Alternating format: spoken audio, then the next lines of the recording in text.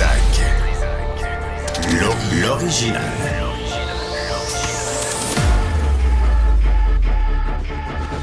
Du Trisac. Votre plaisir coupable.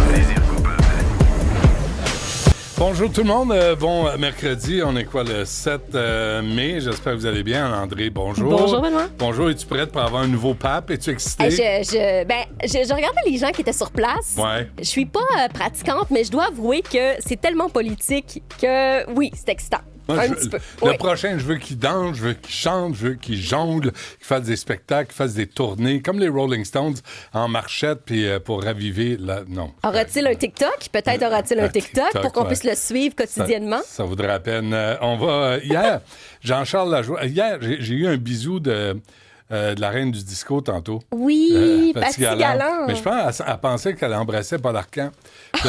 Là, j'ai dit, Paul Arcand ne vous aurait pas donné de bisous.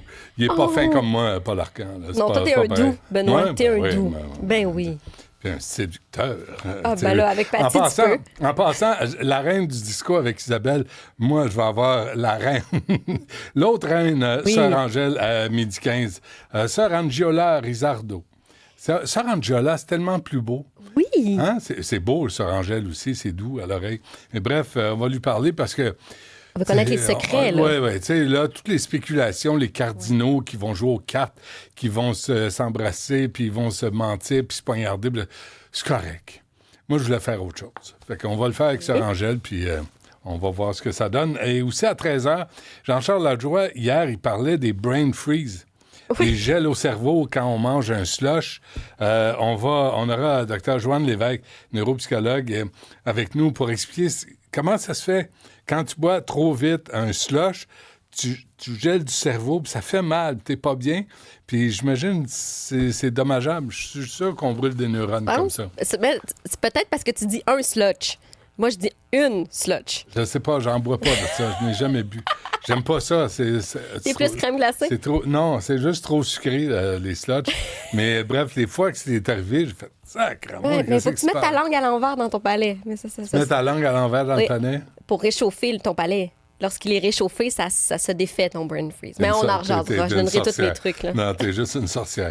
Ça marche pas. Bon, il y a CD News, qui est un site canadien-anglais, qui évoquait un nouveau rapport qui révèle des mutilations génitales féminines, les MGF, là, si vous voulez prendre des notes, qui sont pratiquées au Canada. Puis Bilkis Vissanjé est prof à la Faculté des sciences infirmières et de santé publique, chercheur au Centre de recherche en santé publique de l'Université de Montréal. Et on s'était parlé en 2023. Madame Vissanjé, bonjour. Bonjour, M. Dutrissac. Comment allez-vous? Bien vous-même. Très bien, très bien. On s'était parlé, vous et moi, à quelques reprises en 2023. On s'était parlé aussi dans le cadre de la Journée internationale de tolérance zéro à l'égard des mutilations génitales féminines. Et aujourd'hui, il y a un nouveau dossier qui sort, qui est produit. Et selon CD News, on parle de... Je vais vous donner les chiffres, puis on va s'en parler dans un instant. On parle, Statistique Canada estime qu'entre 95 000 et 161 000 femmes et filles vivant au Canada sont soit des survivantes, ou à risque de subir des mutilations génitales féminines. Est-ce que ces chiffres-là ont de l'allure? Alors, merci beaucoup d'abord de m'accueillir et justement de prendre le temps à chaque fois d'ajuster certaines des énoncés, certains des énoncés qui sortent comme ça. Alors, vous faites référence au rapport qui a été publié en 2023 par Statistique Canada, qui se base premièrement sur les données de recensement de 2016 et par des méthodes statistiques d'appariement avec des données qu'on recueille dans les pays où on a estimé qu'il y a cette pratique qui se fait. Vous voyez, je ne dis pas que cette pratique est documentée, mais qu'on estime qu'elle se fait. Et avec des appariements, on regarde combien de personnes arrivent au Canada, qui ont déclaré qu'ils viennent de ces pays-là. Puis dans cette déclaration, M. Dutrissac, il faut savoir que le recensement Canada, d'une part, c'est en 2016 celui-là, et d'autre part, on a le choix dans la longue le long format et puis le court format. Puis le long format dans le recensement canadien, c'est juste 20% de la population canadienne. Donc déjà, ça réduit le dénominateur de la population dont on parle. Alors, Ceci étant dit, après, quand on regarde les appariements, ce sont des estimations qu'on fait selon ce que les gens rapportent. OK, je veux juste comprendre, Mme Vissanjé. Donc, on dit qu'il y a tant de personnes qui proviennent de pays où se pratique l'excision.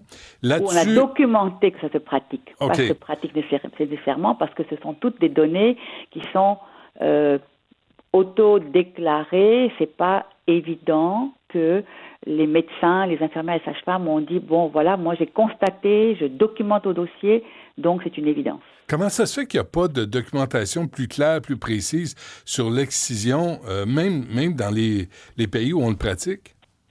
C'est une très bonne question. C'est que on en avait parlé il y a quelques années et ce sont des pratiques qui sont peut-être pas tout à fait acceptées, comprises et surtout qui ne sont pas faites avec le consentement de la personne concernée. C'est souvent, comme on l'avait discuté la dernière fois, auprès d'enfants 1 an, 3 ans, 5 ans. De filles, des petites filles. Filles, exactement, précise, vous avez bien raison. Et donc, comme c'est sans consentement, très souvent, c'est possiblement pratiqué dans des situations qu'on ne peut pas documenter en soi. Après, il y a aussi, on en avait parlé, une évolution vers ce qu'on appelle la médicalisation de la pratique, où on réalise que finalement, on est exposé à une perte importante de la survie de nos petites filles, et donc on tente de faire ça de façon, entre guillemets, plus propre, plus adéquate, hygiénique, mais ça reste que dans tous ces pays, il y a une loi qui existe et qui sanctionne l'interdit explicitement de cette pratique. Il n'y a aucune raison, Mme Vissanjé, de pratiquer l'excision sur les petites filles?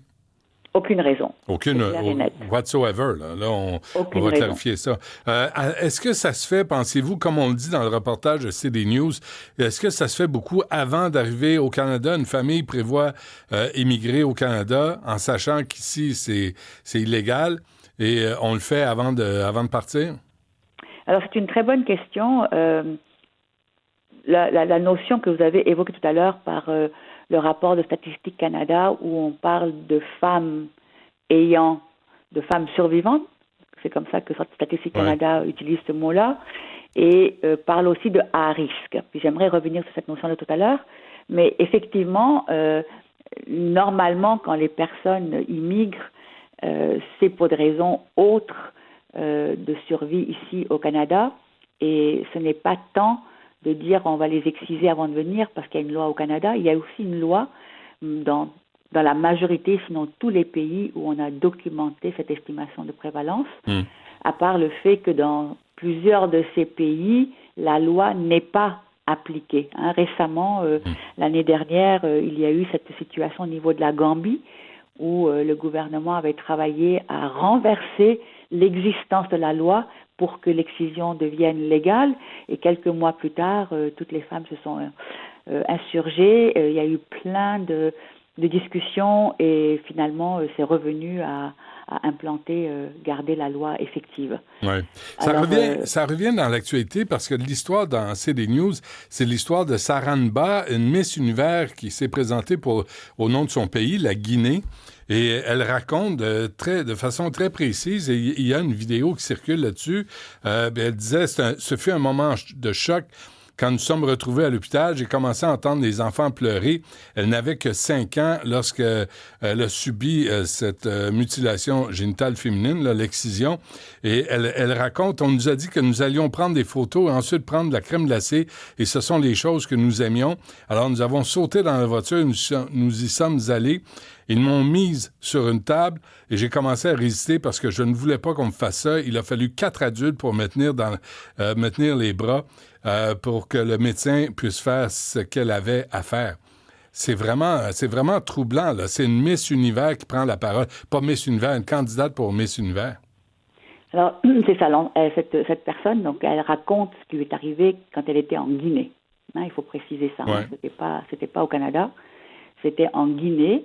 Et c'est sûr que les femmes qui ont vécu ce trauma, on ne peut pas décrire l'intensité de ce trauma, tellement c'est intense évidemment, ça doit, qu'elles sont bien positionnées pour prendre la parole dès qu'elles ont la parole pour pouvoir dénoncer cette pratique. Et donc, elle est très bien positionnée comme étant une Miss qui est reconnue pour tout ce qu'elle apporte dans la multiplicité de sa beauté et de ses contributions intellectuelles pour donner comme un poids au niveau du Canada parce qu'elle est maintenant canadienne au Canada. Alors donc, elle travaille justement à augmenter la sensibilité à cette question qui est encore existante à des pourcentages très élevés dans certaines régions de la Guinée, dans certaines régions de l'Éthiopie, de l'Érythrée, de la Somalie. On parle parfois de plus que 90% d'estimation de prévalence encore aujourd'hui. Et c'est incroyable. Donc je crois que nous sommes concernés au Canada dans une certaine mesure puisque nous recevons au Canada, au Québec, des populations qui viennent de ces pays-là. Et nous sommes concernés particulièrement parce que, et je suis contente que vous m'ayez invité aujourd'hui, parce que l'importance reste, et nous parlons beaucoup de notre système de santé au Canada, au Québec, qui a beaucoup de failles à répondre à des besoins complexes. Et ça, c'est un besoin de santé complexe. Et nous avons, en tant qu'intervenants de la santé, intervenants social, intervenants paramédical, de nous assurer psychologique, de nous assurer que si nous sommes devant une personne qui a vécu ce trauma dans le pays d'origine, que nous soyons en mesure de leur donner le meilleur de la qualité des soins qu'on peut donner. Et le problème, c'est d'engager une conversation. Comment on fait pour nous assurer qu'il y a la confiance, il y a le consentement d'échanger et ensuite d'accompagner en collaboration avec nos partenaires communautaires. Mais il y a une partie politique à cette question-là, Mme Visanjé. Que ce soit au Canada ou au Québec, j'entends pas les ministres de la Santé, de la Sécurité publique, de la Condition féminine dénoncer ce qui se passe dans les pays d'où proviennent les gens, les familles, souvent qui veulent fuir ce genre de régime là, misogyne. Je les entends pas avertir les autres gouvernements, avertir les organisations et les dénoncer. Je suis tout à fait d'accord avec vous et justement les mots qui sont utilisés dans le rapport de Statistique Canada ou dans le rapport des collègues de Islamic Relief Canada qui a produit le rapport et qui a donc fait produire le clip dans City News Edmonton que vous avez lu tout à l'heure. Ce sont des données que je souhaite préciser, des entretiens de nature qualitative et qui, finalement, à ce stade-ci, sont des anecdotes. On n'a pas de preuve que dans les moins de 48% des femmes qui avaient 18 ans, parce que lorsqu'elles ont répondu aux entretiens de Islamic Relief Canada, ont rapporté qu'elles ont été excisées au Canada ou qu'elles ont vu qu'il y avait une excision au Canada, ce sont des anecdotes. On n'a aucune preuve à ce jour effective que ça se fait au Canada. Cependant, si elles le disent, peut-être qu'il y a une vérité en dessous. Mais on n'a aucune donnée qui prouve que une personne, une femme, une maman, une grand-mère, un médecin, une sage-femme ait fait cela au Canada. Mais on n'a aucune preuve que ça ne se fait pas non plus. On n'a aucune preuve que ça ne se fait pas non plus, effectivement. C'est un vrai problème. Et donc, ça reste pour nous une préoccupation, sachant que nous recevons au Canada des populations où cette pratique se fait et qu'il y a des tensions très complexes au sein de certaines familles qui peuvent être difficilement comprises, et familles qui ne le pratiquent pas. Donc je pense qu'on a besoin de comprendre, d'une part, de ne pas tomber dans ce piège de dire que c'est les autres qui sont, entre guillemets, encore dans cette idée qu'il faut absolument couper sa fille, mais il faut savoir que ce sont des Canadiens, des Québécois. Non, mais d'ici, excusez-moi, mais ici, là, au Canada et au Québec, là, selon nos valeurs, selon notre culture, c'est inacceptable. Ça se fait pas. Exactement. Et donc, donner le bénéfice du doute aux populations qui viennent ici, qu'elles veulent adhérer, adopter à ces valeurs et non pas tout de suite leur donner le droit qu'ils vont forcément couper. Mais qui porte ces valeurs, cette culture misogyne qui ne sert qu'à contrôler finalement la sexualité de la femme? Alors ça, c'est parmi une des raisons qui sont parfois évoquées dans les documents qu'on reçoit, mais ce n'est pas aussi simple que ça. Il y a le passage, le rituel de l'adolescence à l'âge adulte, il y a toutes sortes de raisons, mais il est vrai qu'à la fin du compte, c'est fait sans consentement. Il faut savoir qu'on parle de personnes qui sont sous l'âge du consentement et pour des raisons non médicales, non thérapeutiques. Ouais. C'est encore vraiment, là, peut-être que vous ne voulez pas le dire, moi je vais le dire, c'est pour contrôler la sexualité des femmes et ça commence quand elles sont des petites filles.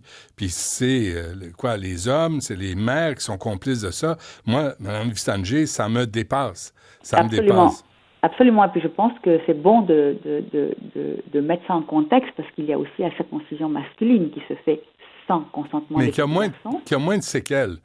Mais là, on ne sait pas. C'est que ce qui est par contre, si je reviens à votre affirmation que vous souhaitiez faire, c'est que le narratif qui circule pour les garçons, c'est pour l'hygiène. Le narratif qui circule pour les filles, c'est contrôle sexuel. Mais ça se fait plus aujourd'hui. Hein? Mais ça affecte pas la performance d'un pénis si il est circoncis. Mais une femme qui a pas de clitoris, c'est sûr c'est une partie du plaisir lors des relations sexuelles. Il faut ajuster le fait que c'est pas, elle a encore son clitoris. À part que ce qui est censé être coupé, c'est le capuchon clitoridien. Et le clitoris, c'est un organe génital qui est tout aussi important que celui masculin, le pénis, mais qui est enfoui et qu'on peut éventuellement, vous savez, on reparlera de ça, mais il y a justement maintenant un documentaire qui avait été fait par l'ONF pour toute la question des femmes au Québec, au Canada, qui souhaitent avoir une reconstruction clitoridienne. Mais c'est de la souffrance inutile, tout ça. C'est sincèrement, c'est des douleurs et de la souffrance complètement inutiles. Écoutez, merci d'avoir pris le temps de nous parler. Je voulais en profiter pour vous dire qu'il y a eu une autre nouvelle ce matin dans la presse qui ferait peut-être un lien indirect avec ce qu'on dit aujourd'hui, sur tout le fait que la situation de dépistage au niveau de la santé des femmes a vraiment dégringolé. Hein? Ah oui.